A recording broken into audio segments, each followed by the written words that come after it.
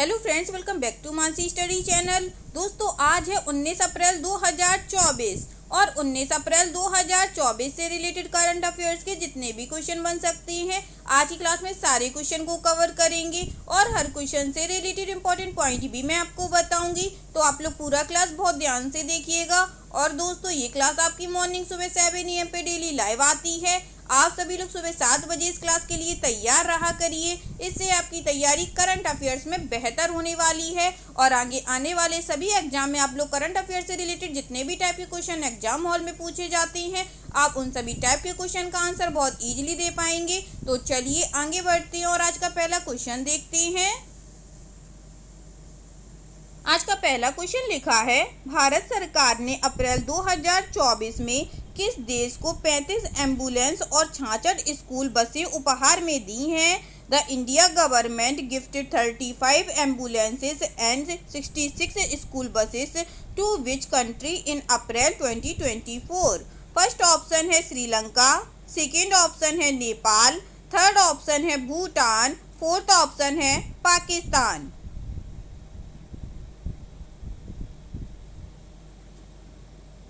जल्दी से बताइएगा दोस्तों, इस क्वेश्चन का राइट आंसर क्या हो जाएगा? इस क्वेश्चन का जो राइट आंसर हो जाएगा फ्रेंड्स, वह है हमारा ऑप्शन नंबर बी, नेपाल को। चलिए इस क्वेश्चन से रिलेटेड इंपॉर्टेंट पॉइंटों को पढ़ती हैं। भारत सरकार ने नेपाल के विभिन्न जिलों में फैले और क्रमशः स्वास्थ्य और शिक्षा के क्षेत्र में काम करने वाले विभिन्न संगठनों को 35 एम्बुलेंस और 66 स्कूल बसें उपहार में दी। वाहनों की चाबियां नेपाल में भारत के राजदूत नवीन श्रीवास्तव द्वारा नेपाल सरकार के वित्त मंत्री वर्षा मानपुन की उपस्थिति में सौंपी गई। उपहार में दिए गए कुल 101 वाहनों में से 2 एम्बुलेंस को भारतीय दूतावास के प्रतिनिधि द्वारा जिला अधिकारियों और स्थानीय निवासियों की उपस्थिति में भूकंप प्रभावित जाजरकोट और पश्चिम रुकुम जिलों में सौंप दिया गया। ठीक है दोस्तों, चलिए आगे बढ़ते हैं और नेक्स्ट क्वेश्चन देखते हैं। नेक्स्ट क्वेश्चन लिखा है फ्रेंड्स, नेपाल में भारतीय दूतावास द्वारा विक्रम संवत नेपाली नववर्ष 2081 के अवसर पर जनकपुर धाम सांस्कृतिक महोत्सव का कौन सा संस्करण आयोजित किया गया है? Which edition of the Janakpur Dham Culture Festival has been organized by the Embassy of India in Nepal, coinciding with the Vikram Samvat Nepali New Year 2081? First option है फर्स्ट, सेकेंड ऑप्शन है second, third option है third, fourth option है fourth. बताइएगा friends, Nepal में भारतीय दूतावास द्वारा विक्रम संवत नेपाली नववर्ष 2081 के अवसर पर जनकपुर धाम सांस्कृतिक महोत्सव का कौन सा संस्करण आयोजित किया गया है?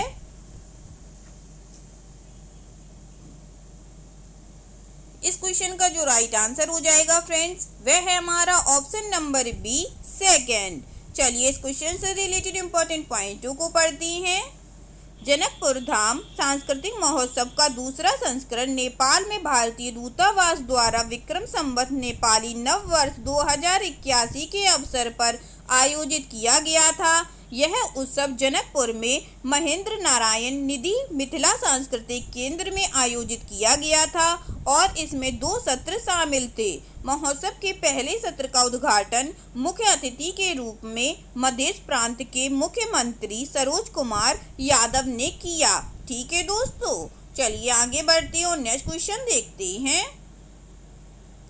नेक्स्ट क्वेश्चन लिखा है friends, airports council international world ने दिल्ली के इंदिरा गांधी अंतर्राष्ट्रीय हवाई अड्डे को 2023 में दुनिया के सबसे व्यस्त हवाई अड्डे के रूप में स्थान दिया है। The airports council international world has ranked Delhi's Indira Gandhi international airport has as the busiest airport in the world in 2023। First option है थर्ड, सेकेंड ऑप्शन है फिफ्थ, थर्ड ऑप्शन है सेवेंथ, फोर्थ ऑप्शन है 10th।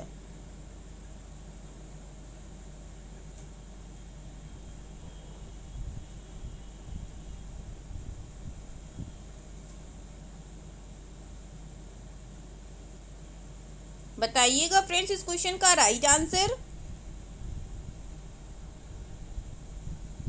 इस क्वेश्चन का जो right answer हो जाएगा friends वह है हमारा option number D 10th।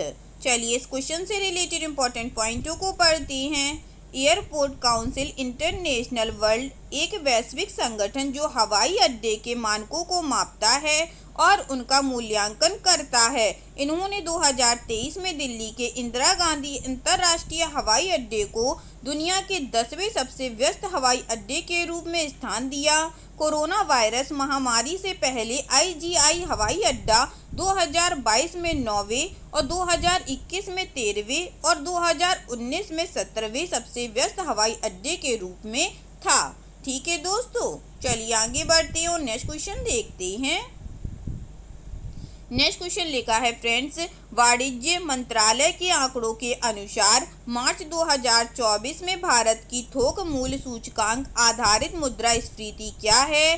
According to data from the commerce ministry, what is the India's wholesale price index based inflation in March 2024? First option है 0.33%, सेकेंड ऑप्शन है 0.20%, थर्ड ऑप्शन है 0.53% या fourth option है 0.73%।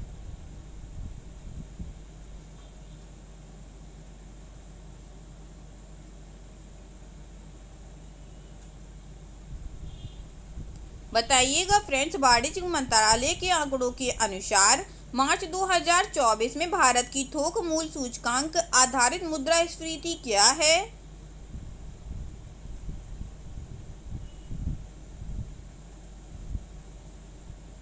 इस question का जो right answer हो जाएगा फ्रेंड्स वह है हमारा ऑप्शन नंबर सी 0.53% है। चलिए इस क्वेश्चन से रिलेटेड इंपॉर्टेंट पॉइंटों को देखते हैं।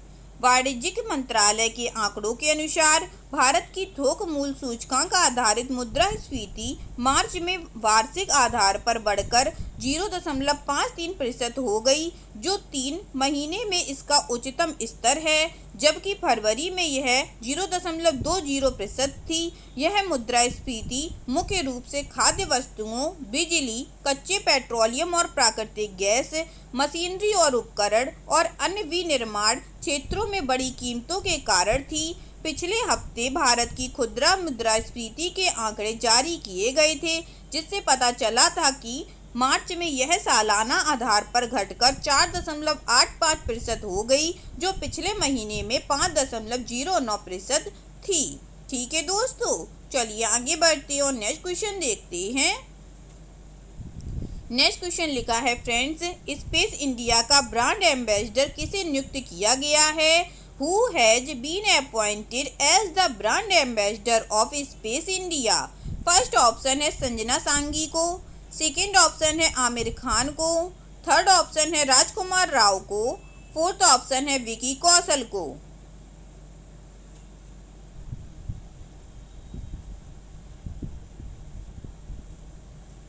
बताइएगा फ्रेंड्स, स्पेस इंडिया का ब्रांड एम्बेसडर किसे नियुक्त किया गया है? इस क्वेश्चन का जो राइट आंसर हो जाएगा फ्रेंड्स वह है हमारा ऑप्शन नंबर ए संजना सांगी जी को। चलिए इस क्वेश्चन से रिलेटेड इंपॉर्टेंट पॉइंटों को देखते हैं।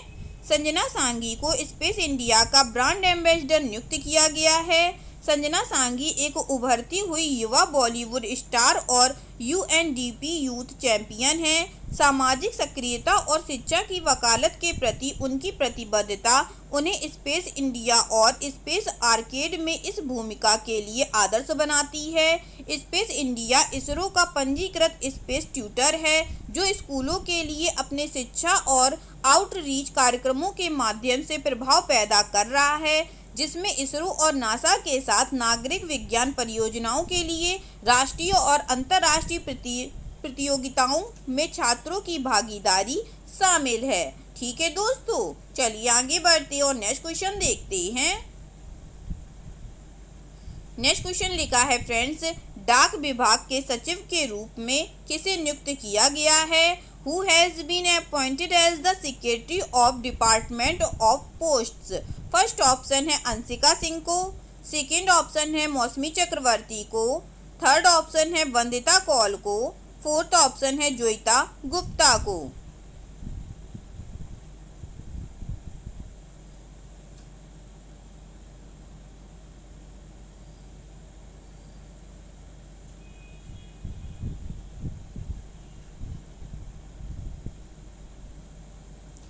जल्दी से बताइएगा दोस्तों, डाक विभाग के सचिव के रूप में किसे नियुक्त किया गया है?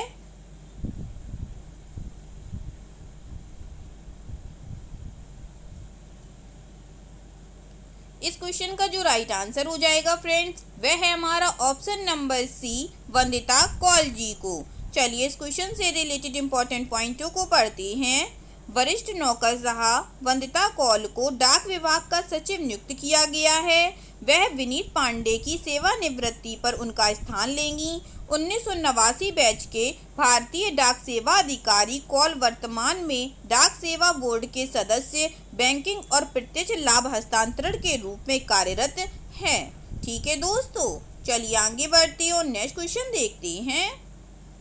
नेक्स्ट क्वेश्चन लिखा है फ्रेंड्स, सनराइजर्स हैदराबाद के सलामी बल्लेबाज ट्रेविस हेड ने इंडियन प्रीमियर लीग IPL के इतिहास में सबसे तेज शतक जड़कर इतिहास रचा। Sunrisers Hyderabad opener Travis Head scripted history smashing the fastest 100 in the Indian Premier League IPL history. First option है सेकेंड ऑप्शन है थर्ड ऑप्शन है फोर्थ ऑप्शन है फिफ्थ।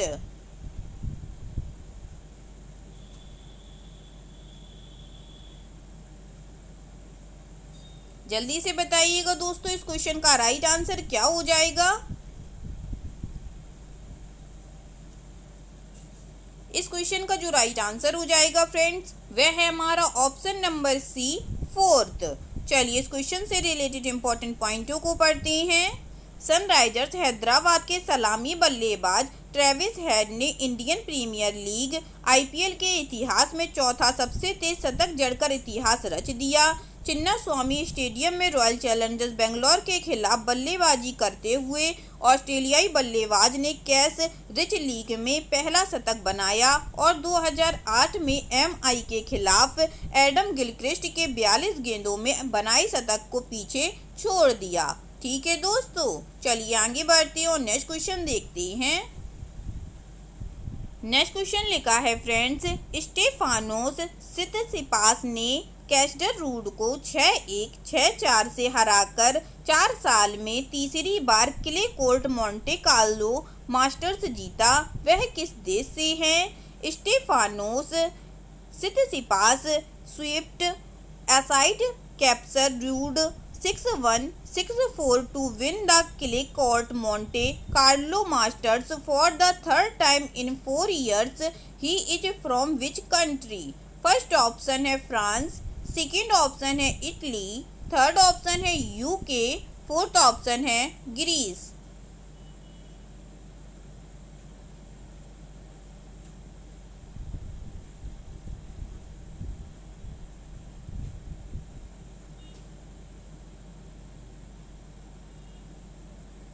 बताइएगा फ्रेंड्स इस क्वेश्चन का right answer.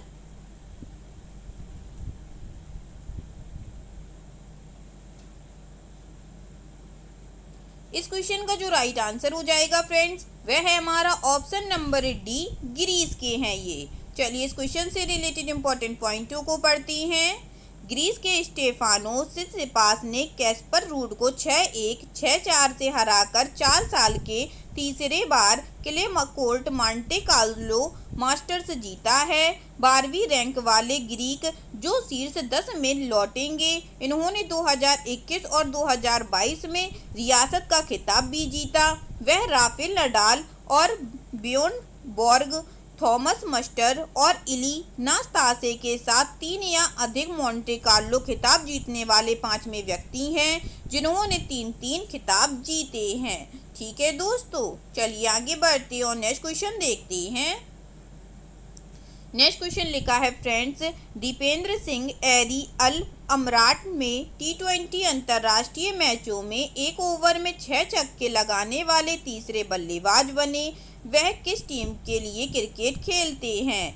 Dipendra Singh eri become the third batter to smash 6 sixes in an over in T20 International in AI Emirates? For which team does he play cricket? First option है Sri Lanka, second option है Nepal, third option है Bharat, fourth option है पाकिस्तान।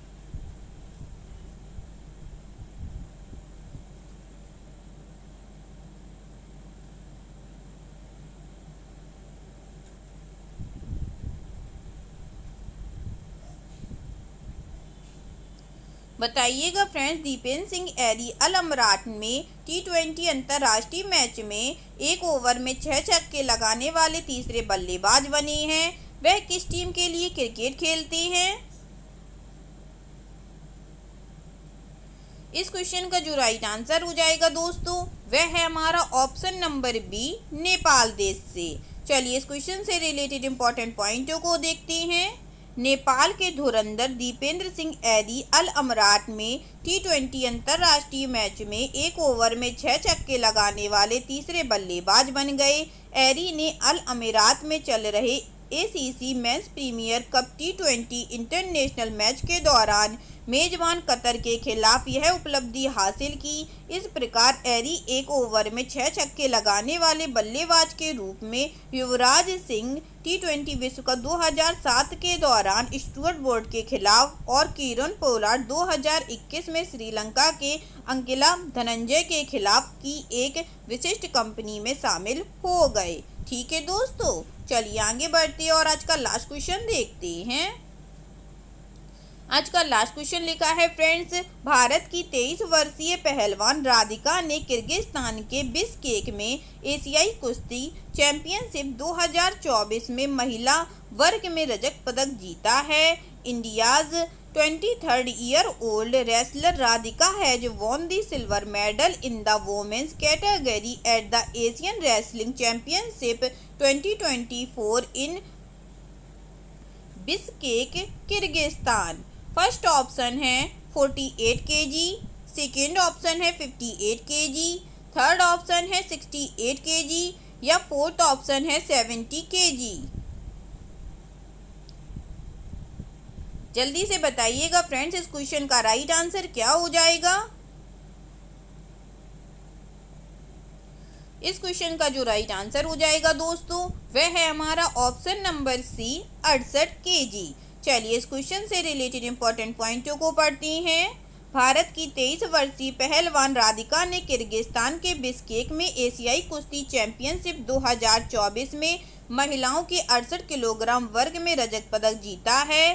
राधिका ने quarter final में Kazakhstan की Albina कैरगेडिलवोना को 12-12 से हरा दिया, 12-2 से हराया और सेमीफाइनल में किर्गिस्तान की गुलनुरा तास्तान बेकोवा पर 2-0 से जीत हासिल कर स्वर्ण पदक मुकाबले में प्रवेश किया।